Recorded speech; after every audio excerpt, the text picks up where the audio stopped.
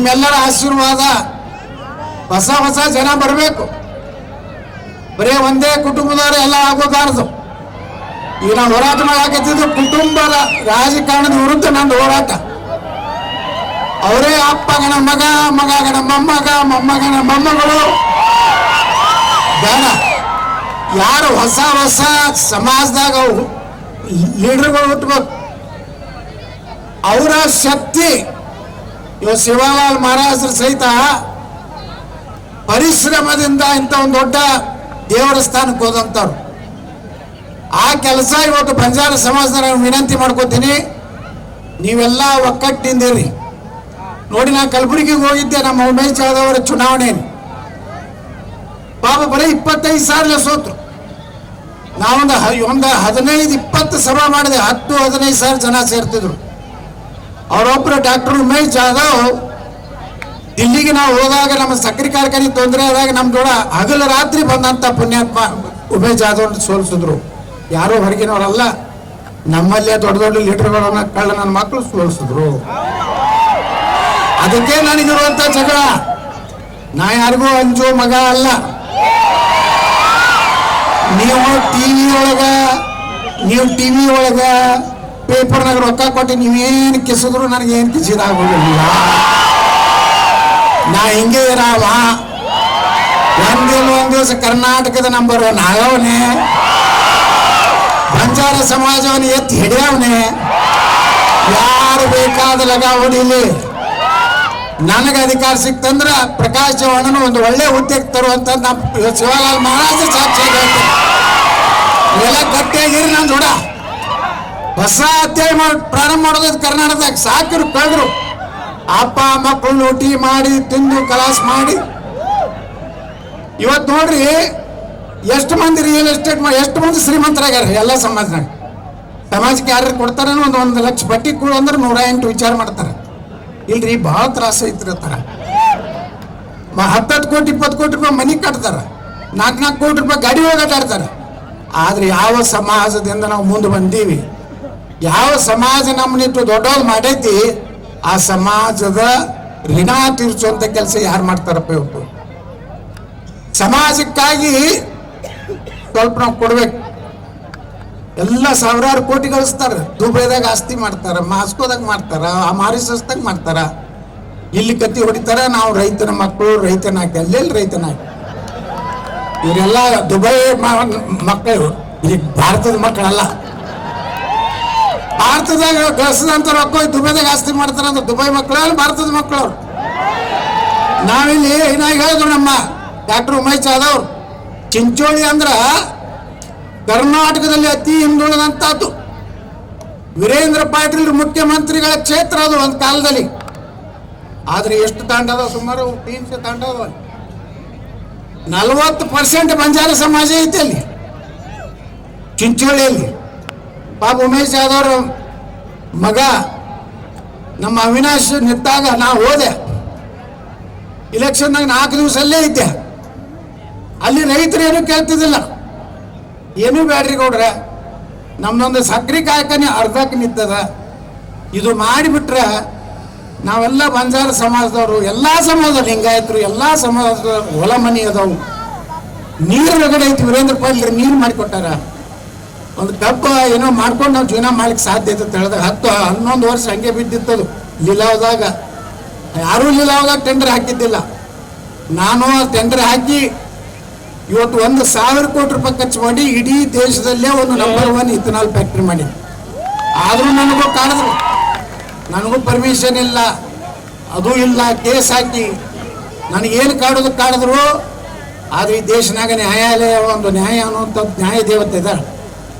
ಇವತ್ತು ನಿಮ್ಮೆಲ್ಲರ ಆಶೀರ್ವಾದದಿಂದ ಸುಪ್ರೀಂ ಕೋರ್ಟ್ ಹೇಳ್ತು 1 ವಾರನಾಗ ಅದಕ್ಕೆ ಪರ್ಮಿಷನ್ ಕೊಡ್ಲಿಕ್ಕಂದ್ರೆ ನಿಮ್ಗೆ ಜೈಲಿಗೆ ಕಳಿಸ್ತೀನಿ ಅಂದಾಗ ಇವತ್ತು ನಮ್ಮ ಕಾರ್ಖಾನೆ ಇವತ್ತು ಪ್ರಾರಂಭ ಆಯ್ತು. ಇವತ್ತು ಚಾಮುಂಡಿ ತಾಯಿಗೆ ಹೋಗಿದ್ದೆ ನಿನ್ನೆ. ನಾನು ಬೇಡ್ಕೊಂಡಿದ್ದೆ ಚಾಮುಂಡಿ ತಾಯಿ ಅಂದ್ರೆ ಇಡೀ ಕರ್ನಾಟಕದ ದೇವಿ. ಬೇಡ್ಕೊಂಡಿದ್ದೆ ನಿನ್ನೆ, ಹರಕಿ ಕಲಿಸಿ ಬಂದೆ. ನಾ ಏನು ಹೇಳಕ್ಕೆ ಹೋಗ್ಬೇಕಂತಂದ್ರೆ, ನಾನು ಭಾಳ ದೊಡ್ಡ ಸಂಸ್ಥೆ ಕಟ್ಟಿದ್ದೀನಿ. ಇವತ್ತು ಒಂದು ಮಾತು ಹೇಳ್ತೀನಿ, ಪ್ರಕಾಶ್ ಚವ್ಹಾಣ್ ನಿಮ್ಮ ಸಮಾಜದಲ್ಲಿ ಒಂದು ರತ್ನ ಇದ್ದಂಗೆ. ತನ್ನ ಸ್ವಂತ ರೊಕ್ಕ ಖರ್ಚು ಮಾಡ್ತಾನಂದ್ರೆ ಮುಂದೆ ಸಮಾಜಕ್ಕೆ ಯಾವಾಗಲೂ ಮಾಡ್ಕೊಂಡು ಹೋಗ್ತಾನಂತ ನನಗೆ ಗ್ಯಾರಂಟಿ ಇವತ್ತಾಗೈತಿ. ಅದಕ್ಕೆ ಅವೇನು ರಿಯಲ್ ಎಸ್ಟೇಟ್ ಮಾಡ್ತಾನಲ್ಲ, ಅವನಿಗೆ ಎಷ್ಟು ಸಾಲ ಬೇಕು, 100 ಕೋಟಿ ರೂಪಾಯಿ ಆಗಬೇಕು, 200 ಕೋಟಿ ಬೇಕು, ನಾ ಕೊಡ್ತೀನಿ. ಮೊದಲ ಫೈನಾನ್ಸಿಯಲಿ ಗಟ್ಟಿ ಆಗಲಿ. ಬರೇ ಬಿಜಾಪುರ ಜಿಲ್ಲಾದಾಗ ಸೇವಾಲಾಲ್ ಮಹಾರಾಜ ಜಯಂತಿ ಅಲ್ಲ, ಇಡೀ ಕರ್ನಾಟಕದಾಗ ಸೇವಾಲಾಲ್ ಮಹಾರಾಜ ಜಯಂತಿ ಮಾಡುವಂತ ಶಕ್ತಿ ಕೊಡುವಂತ ಶಕ್ತಿ ನಾವೆಲ್ಲ ಕೂಡಿ ಮಾಡೋಣ. ಒಳ್ಳೆಯ ಕಾರ್ಪೊರೇಷನ್ ಬೇಕಾದವ್ರು ಲಗ ಹೊಡೆದ್ರು. ಇವತ್ತು ಮಹಾಪೌರ ಹಾಲ ಮೊತ್ತದವ, ಉಪ ಮಹಾಪೌರ ಬಂಜಾರ ಸಮಾಜದವ್ರು ನಾವು ಮಾಡೀವಿ ಬಿಜಾಪುರನಾಗ. ಅದಕ್ಕೆ ಬಿಜಾಪುರ ಸಿಟಿ ಒಳಗೆ ಯಾರು ಬಂಜಾರ ಸಮಾಜದವ್ರು ಉಪ ಮಹಾಪೌರ ಆಗೇ ಇಲ್ಲ. ಮುಂದೊಂದು ಕಾಲ ಬರ್ತದೆ ಬಿಜಾಪುರದ ಮಹಾಪೌರ ಪೂಜ್ಯ ಮಹಾಪೌರ ಅನ್ಬೇಕಾಗ್ತದೆ. ನಾವೆಲ್ಲ MLA ಇದ್ರೇನು ಅಂತ ಜಾಗನೂ ಒಂದಿಲ್ಲ, ಒಂದು ದಿವಸ ಬರ್ತದೆ. ನಾವು ಈ ಸರ್ಕಲ್ಲು ಭಾಳ ಮಂದಿ ಹೇಳ್ಕೊತಾರೆ, ನಾ ಮಾಡೀನಿ ನೀ ಮಾಡೀನಿ ಅಂತೇಳಿ. ನಾನು ಬಿಜಾಪುರ ಒಂದು ಕಾಲಕ್ಕೆ ಪಕ್ಕೀರ್ ಬಸ್ತಿ ಊರತ್ತಿದ್ರು. ಬರೀ ಗಡ್ಡ ಬಿಟ್ಟಿದ್ದು ಆ ಇದ್ರದ್ದು ಡಬ್ಬಿ ಹಿಡ್ಕೊಂಡು ಆ ನವಿಲಿನ ಬರಿ ತೊಗೊಂಡು ಅಡ್ಡಾಡ್ತಿದ್ರು. ಈಗ ಏನಾಗೈತೆ, ಬಿಜಾಪುರ ಸಂತ ಸೇವಾಲಾಲ್ ಮಹಾರಾಜರ ನಗರ ಬಿಜಾಪುರ ಆಗಿದೆ. ಛತ್ರಪತಿ ಶಿವಾಜಿ ಮಹಾರಾಜರ ನಗರ ಬಿಜಾಪುರ ಆಗಿದೆ. ಡಾಕ್ಟರ್ ಬಾಬಾ ಸಾಹೇಬ್ ಅಂಬೇಡ್ಕರ್ ಅವರ ನಗರ ಬಿಜಾಪುರ ಆಗಿದೆ. ಡಾಕ್ಟರ್ ಬಾಬು ಜಗಜೀವನರಾಮ್ ನಗರ ಬಿಜಾಪುರ ಆಗಿದೆ. ಮಹಾರಾಣಾ ಪ್ರತಾಪ್ ಯಾರು ಗೊತ್ತಿತ್ತಾನ?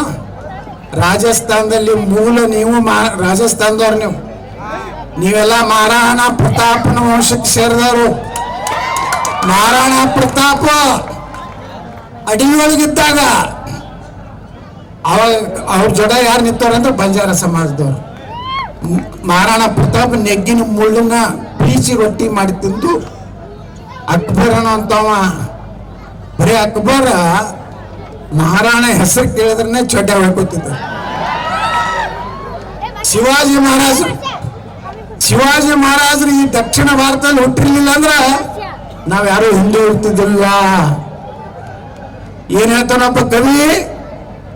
काशी कला जाती, मथुरा मस्जिद होती, अगर शिवाजी न होता तो सबका सोना तो होती. कटेंगे तो फटेंगे तो ನಾವು ಅಕ್ಕಟ್ಟ ಇರಲಿಲ್ಲ, ನಾವು ಯಾರು ಉಳಿದಿಲ್ಲ, ನಮ್ಮ ಧರ್ಮ ಉಳಿದಿಲ್ಲ, ಸನಾತನ ಧರ್ಮ ಉಳಿದಿಲ್ಲ, ಬಂಜಾರ ಉಳಿದಿಲ್ಲ, ಲಿಂಗಾಯತರು ಉಳಿದಿಲ್ಲ, ದಲಿತರು ಉಳಿದಿಲ್ಲ, ಬಾಬಾ ಸಾಹೇಬ್ ಅಂಬೇಡ್ಕರ್ ಸಂವಿಧಾನ ಉಳಿದಿಲ್ಲ.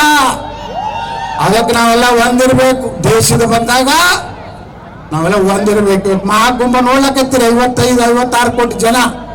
ಅಲ್ಲಿ ಯಾರ ಜಾತಿ ನೋಡಿ ಬಿಡ್ಲಕತ್ತಾರೇನ್ರಿ? ಬರೀ ಬ್ರಾಹ್ಮಣರೇ ಅಲ್ಲಿ ಜಳಕ ಮಾಡಕತ್ತಾರ? ಎಲ್ಲ ಜಾತಿ ಜನ 54-55 ಕೋಟಿ ಹೋಗ್ಯಾರಂದ್ರೆ ದಲಿತರು, ಹಿಂದುಳಿದವರು, ಲಿಂಗಾಯತರು, ಬ್ರಾಹ್ಮಣರು, A to Z ಎಲ್ಲ ಸಮಾಜದವರು ಒಂದೇ ನದಿ, ಗಂಗಾ ನದಿಯಲ್ಲಿ ಸರಸ್ವತಿ ಯಮುನಾ, ಗಂಗಾ ಯಮುನಾ ಸರಸ್ವತಿ 3 ತ್ರಿವೇಣಿ ಸಂಗಮದಲ್ಲಿ ಜಗತ್ತಿನಲ್ಲಿ ಆಪಲ್ ಕಂಪನಿ ಐತೆ. ನಾವೆಲ್ಲ ಆಪಲ್ ಮೊಬೈಲ್ ಉಪಯೋಗ ಮಾಡ್ತೀವಲ್ಲ, ಇಡೀ ಜಗತ್ತಿನ ಶ್ರೀಮಂತ. ಅವನು ಹೆಂಡತಿ ಬಂದು ಇವತ್ತು ಸನಾತನ ಧರ್ಮವನ್ನು ಸ್ವೀಕಾರ ಮಾಡಿದ್ರೆ ನಾವು ಹಿಂದೂಗಳು ಒದಕಟ್ಟಾಗ ಆಗ್ಬಾರ್ದು.